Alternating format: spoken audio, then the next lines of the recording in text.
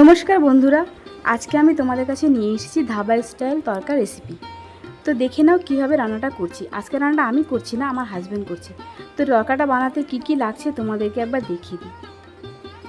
তো এখানে কিন্তু মাসকলাই ডাল নেওয়া হয়েছে, এটাকে একটু ভালো করে বেছে নিতে হবে। তো আমাদের তো এইভাবেই করা হয়, অনেকে আছে মিক্স ডাল দিয়ে খায়, তো আমরা কিন্তু এই গোটা মাসকলাই ডাল দিয়ে তড়কা রান্না করা হয়।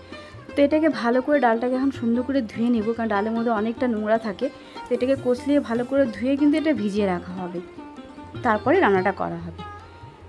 তো এইভাবে দেখো জল দিয়ে ভালো করে ধুয়ে নিচ্ছে, তারপর এটাকে ভিজিয়ে রেখে দেব। তো এখন তোমাদেরকে দেখিয়ে নিই কী কী নিয়েছি তরকারি বানাতে। তো এখানে নিয়ে নেওয়া হয়েছে কাঁচা লঙ্কা কুচি নেওয়া হয়েছে, আর দেখো রসুনটাকে কিন্তু কোনো করা হয়নি, কুচি করা হয়নি, রসুনটাকে একটু গোটাই আছে। আর এখানে আদাটাকে একটু কুচি করে নেওয়া হয়েছে, আর পেঁয়াজ আর টমেটো, আর লাস্টে দেওয়ার জন্য একটু গার্নিশিংয়ের জন্য ধনেপাতা। আর এটা কিন্তু বাটার দিয়ে লাস্টে বাটার দেওয়া হবে রান্নাটার মধ্যে। তো এখানে কিন্তু ডালটাকে ভালো করে সিদ্ধ করে নেওয়া হয়েছে, আর এখন কড়াই বসিয়ে দেওয়া হয়েছে, কড়াইতে তেলও দেওয়া হয়েছে। তো কড়াইয়ের তেলটাকে একটু ভালো করে গরম করে নেওয়া হবে, তারপরেই কিন্তু পেঁয়াজ কুচিটা এর মধ্যে দিয়ে দেওয়া হবে। তো পেঁয়াজ কুচিটার মধ্যে দিয়ে কিন্তু ভালো করে এটাকেও কিন্তু ভাজা ভাজা করে নিতে হবে। আর এর মধ্যে কিন্তু এক্সট্রা করে কোনো রকম জিরের গুঁড়ো, ধনের গুঁড়ো আর কাশ্মীরি লঙ্কা গুঁড়ো কিছুই দেওয়া হবে না। যা তোমাদেরকে দেখালাম সেটা দিয়ে কিন্তু রান্নাটা করা হবে।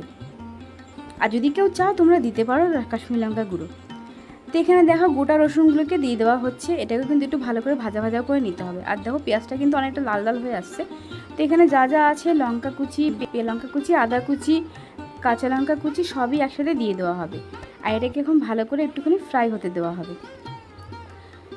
তো এটা কিন্তু ভাজা ভাজা করে নেওয়া হবে, তারপরে কিন্তু এর মধ্যে টমেটো কুচি দিয়ে করে রাখা হয়েছে সেটাও এর মধ্যে দিয়ে দেওয়া হবে। তো এভাবেই কিন্তু নাড়াচাড়া করে ভালো করে দেখো অনেকটা কিন্তু লাল লাল হয়ে আসছে পেঁয়াজ সম্পূর্ণ মশলাটা। এখন এর মধ্যে টমেটো রাখা হয়েছিল, টমেটো কুচিটা এর মধ্যে দিয়ে দেওয়া হবে।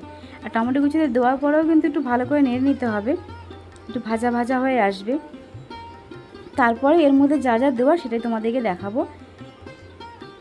এটাকে একটুখানি নেড়ে চেড়ে ভাজা ভাজা করে নেওয়া হবে, তারপরে এর মধ্যে লবণ দেওয়া হবে।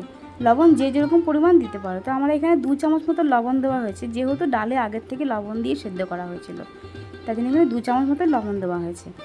আর 2 চামচ মতন হলুদ গুঁড়ো এখানে দেওয়া হবে, আর এর মধ্যে কোনো চিনি দেওয়া হবে না। তো এখানে 2 চামচ মতন হলুদ গুঁড়ো দেওয়া হয়ে গেছে।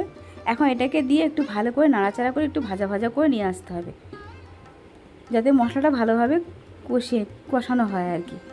তারপরে যে ডালটা তোমার রাখা আছে সেই ডালটা এর মধ্যে দেওয়া হবে। তো দেখো অনেকটা কিন্তু কালার ছেড়ে আসছে, আর দেখতেও কিন্তু খুব ভালো লাগছে মশলাটা ভাজা হয়ে যাওয়ার পরে। আর এখন যে ডালটা যে তোমাদেরকে সেদ্ধ করে রেখেছিলাম সেই ডালটাও কিন্তু এর মধ্যে দিয়ে দেবো।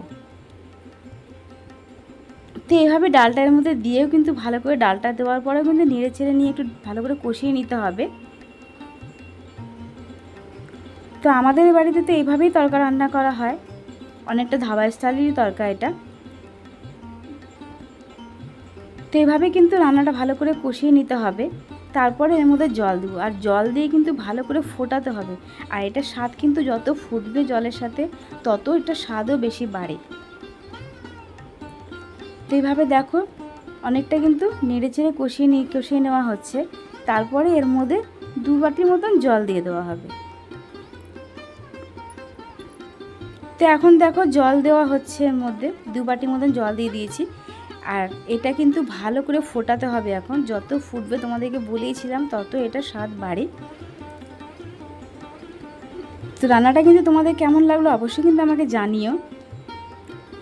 আর দেখো রান্নাটা কিন্তু অনেকটা কমপ্লিট হয়ে আসছে। এখন আমি যে গার্নিশিংয়ের জন্য ধনেপাতা রেখেছিলাম সেই ধনেপাতা কুচিটার মধ্যে দিয়ে দেবো।